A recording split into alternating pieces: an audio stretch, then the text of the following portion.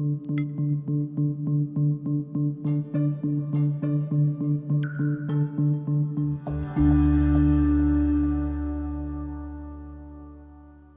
are predicting that the worst is yet to come, which is unfortunate, said one person here. Until now, they've enjoyed the reputation of being the nation's icebox. Watched a burglar in his home this morning by webcam. As a journalist of over 25 years, stories are what make my world turn. Reporting live from the Dallas newsroom tonight, Jeff Crilley, Fox 4 News. But in 2008, I took the jump from my familiar life and started a PR firm from my home. We're talking about anyone with a camcorder like the one I'm using becomes a television network. We started slowly growing the company, and we now have over 100 clients, and we've branched into the world of live digital broadcasting. I now own 8 different TV studios and have a huge team, and the stories that I now get to share are sometimes the most important of my life. Life has a funny way of coming around full circle. This is the Jeff Crilley Show. When you think about great broadcast teams, you think about teams like Madden and Summerall. I'm sitting here today with the Madden and Summerall, so to speak, of high school football. Welcome to the show, guys. Well, it's good to be with you. All right, so it's Jesuit here in Dallas. You guys have been together for 23 years. That's amazing. Yeah, it's been an amazing run. Started in the 1998 football season. I'm Tom Walsh, the play-by-play announcer. Jack Fitzsimmons. Longtime Jesuit employee, is the color commentator, and of course Chris. Both Jack and Chris Martinez is our statistician, and we've all been together since the 1998 season. And that's just unheard of. I mean, that never happens. Sometimes an announcer will come and you get to like them, and the next season they're gone. They've moved to another school. How did you keep the chemistry alive for 23 years?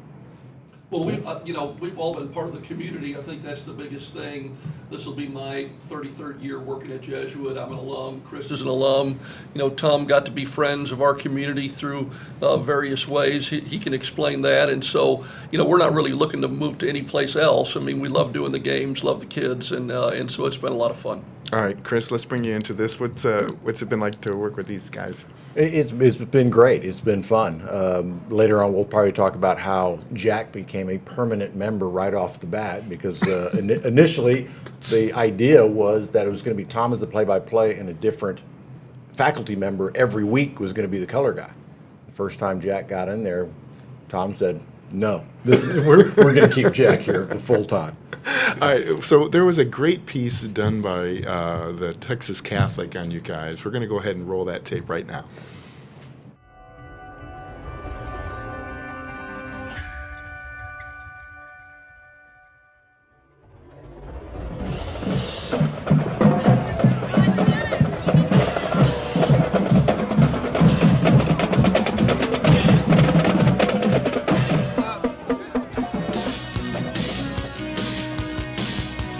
Good evening, everyone. Tom Walsh, Jack Fitzsimmons, Chris Martinez.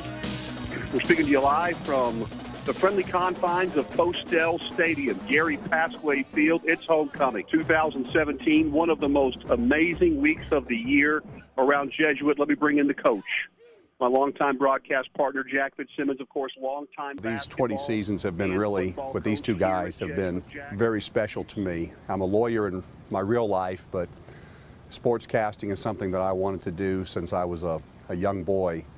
The first time the three of us were together, it was in Coppell, Jesuit versus Coppell. It was the 1998 season. This is our 20th season together. And Jack and I were standing next to each other for about 60, 90 seconds and going back and forth, and I thought, we're going to do this a while. I know Tom talked about the fact that he'd always wanted to be a broadcaster. I never thought about that ever. I'm the one in the group that's, an educator, and I've been at Jesuit. This is my 30th year. I'm a teacher and a counselor and coached for a long time.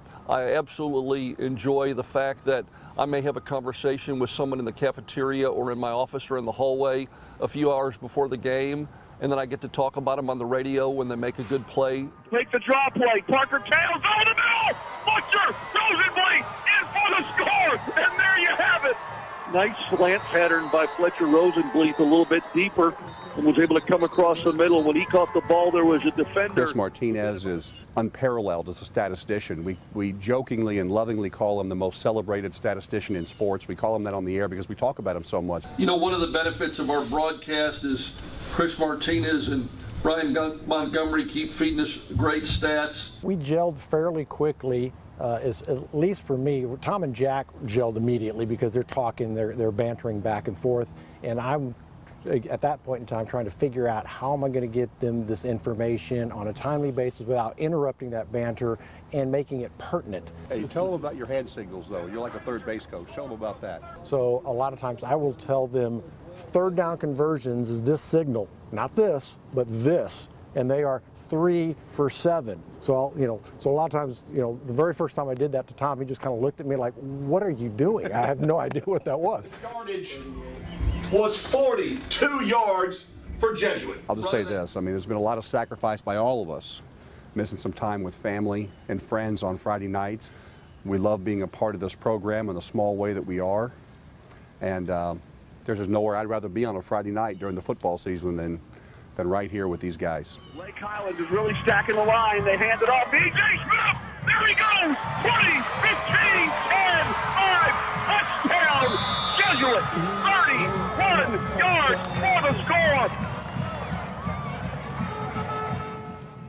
Wow, that was a really well-produced piece. It was. They did an amazing job at the Texas Catholic. They were great to work with. All right, when you guys watch that, what comes to mind? I mean, Well, it just brings back a lot of memories of things that we've done. I mean, we've gone to a lot of places. We've done most of our games certainly in this area, but we've been to Kansas City and done games, Monterrey, Mexico. We even went to Dublin, Ireland when the team went there for a non-district game a few years ago. And so it has been a lot of Friday nights, as Tom said in that piece, but it's been a lot of fun. Tom was very nice to say something about his family, that we've made a lot of sacrifices to be on there on Friday nights. That's true with those two guys. As an employee of the school, I probably would have been there anyway, but it's a lot more fun up in the radio booth. and we should tell the viewers that you guys don't get paid for this, right? This is all volunteer. Yep, giving back to the school and doing a good job. Otherwise we wouldn't be here for the 23rd year. Wow. I don't think Jesuit knows it, but I'd probably pay them. I love it so much. If you're watching. And I'll be getting a call, I'm sure. Well, so I love the chemistry between the three of you and how you're able to almost anticipate the other's needs. I mean, you guys have a rhythm together, don't you? Yeah, I would say for sure.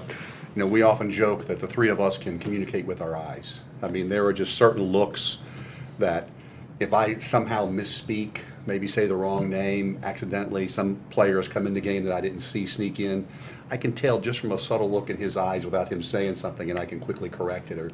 Or with Chris, I mean, it's unbelievable the nonverbal communication I think we've developed. Yeah, some of the nonverbal, Tom is on the far right, I'm on the far left, and when the action's down on the right side, so he's turned a little bit, and I need to get to hold of him. Because I can't yell at him because then they'll pick it up. I think our signals are a little bit more sophisticated than that. No, I was kidding. That's true. And you're incredibly dedicated. We were visiting before the show, and you told me a story about a time a phone line went out or something like that. Yeah, you go ahead, Tom. Well, one time we came to do a game. I think it was probably the 1999 or 2000 season, and this was back when we had to have a landline. We didn't have the technology to do this from our cell phones back then. And we got there, and the phone line was out. It was at Jesuit. I think the phone line had gotten switched over for the phone-a-thon, which is a big thing where they call alumni during a particular week or time. And we're like, we can't get on the air. And so one of the staff members of Jesuit ran to Radio Shack, bought hundreds of feet of phone extension cord, and they plugged it in our press box, out the door, down over a fence, across a river, a creek, if you will, not a river, a creek behind Jesuit, into a house that happened to be the house of the mother of the then Jesuit football coach, Bob Wunderlich, and we used her phone line for the next 4 hours. It was great. And they had people outside saying, don't hit this phone line, because people were having to walk by, and you got these cords going over. It was crazy. I was waiting for laundry to be put up there. Yeah, off. I was thinking almost like one kid deciding to or take you guys up the air. Someone not paying attention. Well, we've had all kinds of crazy stuff. I mean, Jack will tell you. Yeah, we've had phone lines that have gone out and wound up passing a cell phone back and forth outside in a stadium. The first playoff game in the UIL when Jesuit joined the UIL in 2004. they didn't have room in the press box, so we were under a portable tent, and it was raining, and we had our equipment set up. So there's a lot of fun stories. I mean, it's just been so enjoyable for us. And what we found is that when we have those kind of technical glitches occur and we're passing the phone back and forth, and we bring Chris in. I mean, Chris, we said Chris does the statistics, he does, but Chris gets on the air with us. I mean, he's our third member of the booth, and we're passing the phone. People say they never knew that we were doing that. We'll say, "Oh, could you tell that there was, Wow. we're having to?" And people are like, "No, we couldn't tell. You guys sounded great." And so at first we were very paranoid about it, but once we figured that out, when something happens, we just roll with it. As a statistician, I knew they were doing it because I was watching it, first of all, but then there's a pause in commentating. So it's Right. like, when you don't have, just a regular broadcast, it's fluid and it goes quickly, but, second.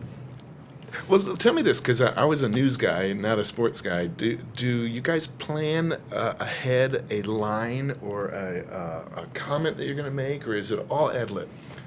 Well, I would say that it's mostly ad lib. I mean, when we get together, we'll talk about how we want to start the pregame show. We tape a pregame show with the coach, and so for those first 4 or 5 minutes as we lead into the show, we'll talk about that a little bit. We've gotten a lot more sophisticated over the years as well, from having no cell phone ability. We've got a sports information director at Jesuit by the name of Brian Montgomery. He's been there now for 5 years, and there's a 25 or 30 page scouting report that he prepares for both teams, and we have that to study, and he looks at film and trends, and I'm on campus every day, and I'll talk to the coaches or the kids and ask them about things, and then I'll tell Tom and Chris, and they'll look in the paper and pick up little nuggets. Chris used to bring in the early days, cutouts from the newspaper that had certain stats, and so we feel like we're well prepared. That's awesome. All right, tell us about the pandemic. Is it a game time decision, or what are the plans? Well, the UIL just came out with, yesterday or 2 days ago, I guess, they came out and said that the schools in the bigger metropolitan areas like Dallas, Houston, where you have a lot of 5A and 6A school, of course, in Texas, high school football, the bigger the school, the higher the A classification. So 5A and 6A are the biggest. Jesuit plays in 6A. They're being delayed by about a month. So our first game was supposed to be August, I think, the 28th, if that's a Friday. I'm doing that from memory in Houston, and that's off. We're also supposed to go to week 3 to Austin and play Austin Westlake, which is a fantastic program.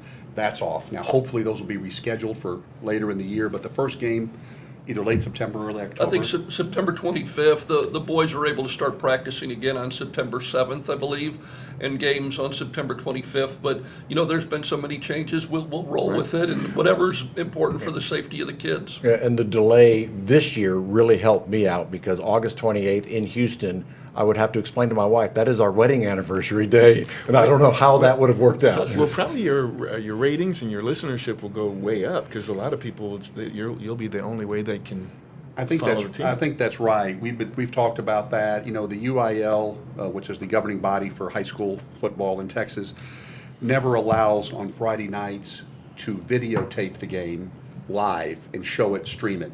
So we're on KAAM, 770 AM radio. That's been where we've spent the majority of our 22 seasons. This will be 23. But this year the UIL has announced that you can stream the video and the audio. So we will do the games on the radio.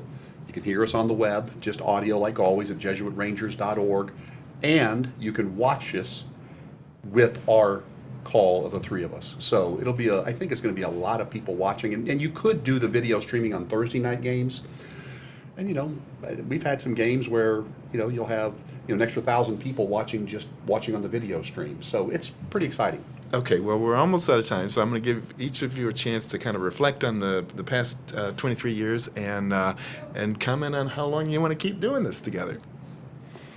Well, I tell them I'm on a year-to-year contract, even though there's actually no contract. As I said, I'm the one that's been the Jesuit employee for a long time. I'm not ready to retire yet from Jesuit or from the radio, so I imagine it'll be a few more years. I think we certainly want to make 25 years.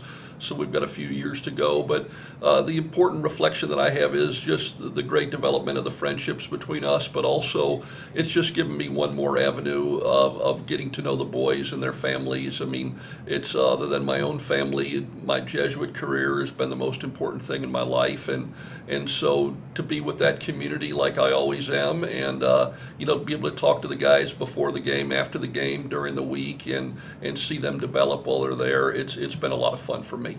That's awesome. Well, for me, I'm on a year-to-year basis as well. As long as I'm having fun, I want to do it. If I'm not having fun, I'll walk away. A few years ago, my wife and I were talking about the fall, Friday nights in the fall for Jesuit. I also do the Cowboy Spanish radio on Sundays. So she asked me, she goes, if you had to give up one or the other, just do one, what would you do? I'd say, I do the high school. And she was shocked. Wow. She thought it would be the Dallas Cowboys. That's really cool. Tom, you get the last word. All right. Well, I'll say that I echo what these guys are saying. The friendships have been wonderful. The chemistry we've developed. We do owe a debt of gratitude to our wives and our kids who have all grown up during our times on the radio and have encouraged us and supported us doing it. Brandon Hickman, Steve Cook, Mike Ursing, the president of Jesuit, the whole administration. I've become very close to all of them, and I'm the only non-alum here. But I'm now a proud member of the Jesuit Board of Trustees. Wow. And that's a relatively new thing over the last year and a half, but that has become as a result of getting to know this wonderful institution and the people there from doing the football games on the radio, and it's morphed into this now on the board. So I really value and treasure my relationship with Jesuit. Wow, thank you. This has been one of my favorite shows. You guys are wonderful.